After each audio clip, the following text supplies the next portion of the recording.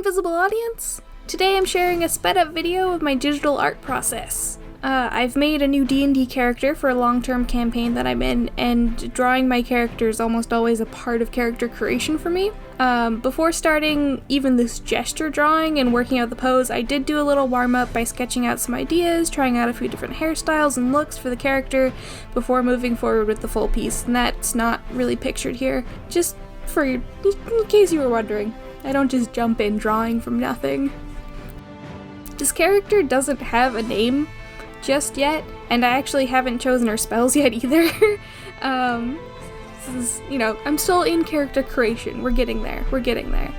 But she's a halfling ranger, and specifically she's a ranger with the swarmkeeper archetype, which is a fairly new ranger subclass. My brother, who's also the DM for the campaign this character will be in, got me Tasha's Cauldron of Everything for Christmas, which is a D&D supplement book with lots of new subclasses and fun character stuff.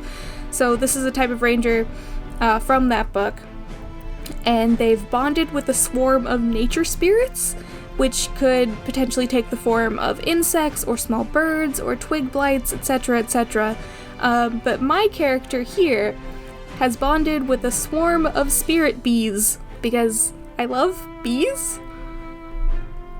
I would love, me personally, I would love to keep bees someday. I think that's something that's fascinating, and it's not something that I can currently do. So until it's something I can actually do, I will have to live vicariously through my D&D characters.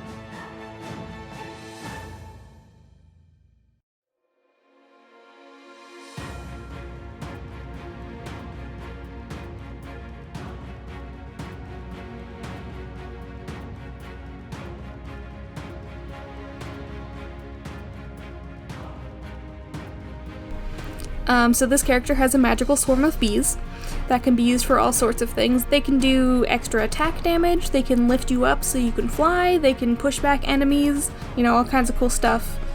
And also they're just really cool. Additionally, this ranger has a magical bee-themed sword that we're tentatively calling the Stinger, but we don't have all of the stats worked out for that just yet. All I know for sure is that it'll do a small amount of poison damage whenever it hits. So all of that said, there are a couple things I tried to utilize while designing this character. In this particular picture, her hood is down because I wanted to show her face as part of character stuff. But as part of her armor, her hood comes up and has a cover much like a beekeeper suit. And also because she's a sword fighter, I wanted to sort of blend the beekeeping suit with that white fencing outfit kind of thing.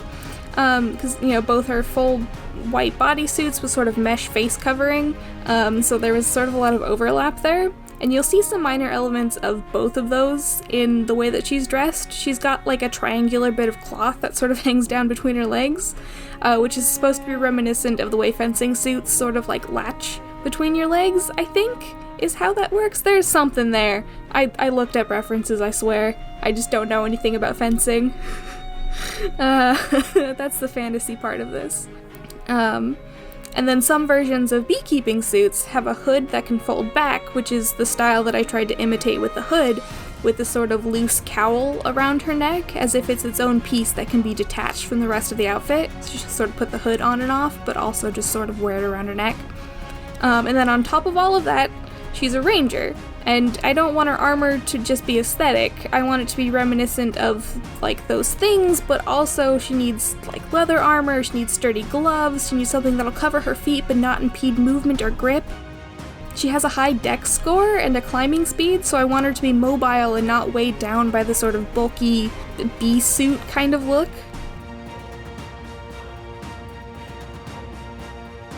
And when I get to color, you'll see that the colors don't really match that aesthetic either. I wanted natural colors. Beekeeping suits and fencing outfits are both stark white, but that's not really gonna fly for her needs. Like, a ranger is someone who needs to be able to blend into their preferred terrain, which in her case is grasslands. So, you know, she's a 3-foot tall halfling, so she can hide in the tall grass of, like, an open field. So, like, what kind of colors would be ideal for that kind of situation? In our campaign, it's currently, like, midsummer, so the grass is probably starting to turn a little bit yellow, maybe a little brown, so I went with a yellow sort of fabric and then, like, brown leather armor.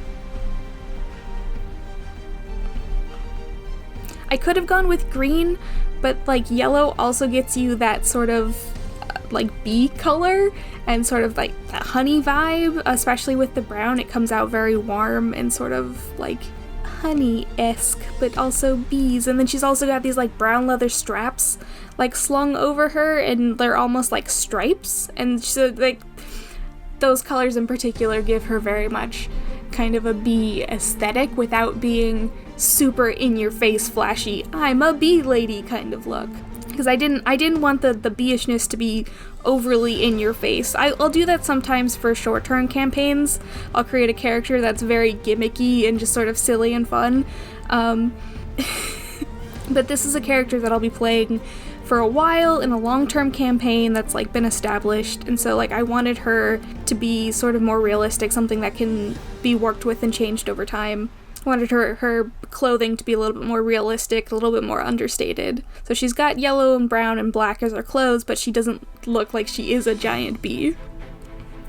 And then we have the swarm itself, which I struggled with for a while, trying to decide how I wanted it to interact with her. Like, should it just hover around her? Should it be interwoven with her? And finally, I settled on her wearing the swarm around her shoulders like a cape. And there are little sections of the swarm hovering around her sword, ready to aid in battle, as well as weaving around her hand, ready to follow her command. And this probably won't be a thing that stays around in-game, but I also gave her a little swarm above her head, acting like a sort of crown, to suggest that she's the queen of the swarm, she's in control, and, you know, she's the queen bee, haha. And I thought that looked really nice with the sort of cape aesthetic.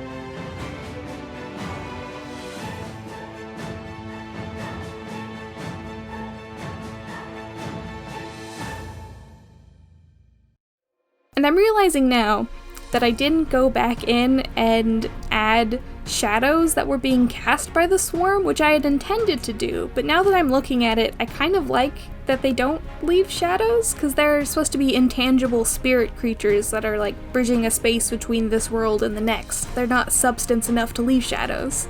They're mostly made up of magic, but not the kind that gives off light either. Much like the ranger herself, they, probably pass through a space without leaving a trace. And I've just now decided that I'm into that.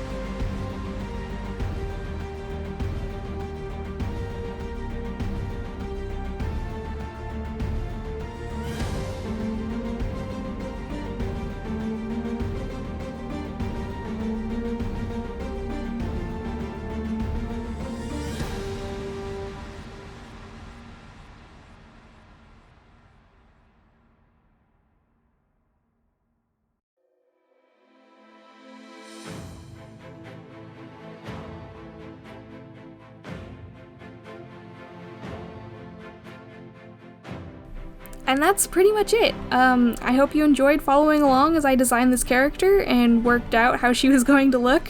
If you have any name suggestions, please leave them in a comment below. I'm currently thinking something planty, like thistle or fennel, but I'm open to suggestions, and I'd love to hear what you think. Thanks for watching. Pachoo, pachoo, pachoo.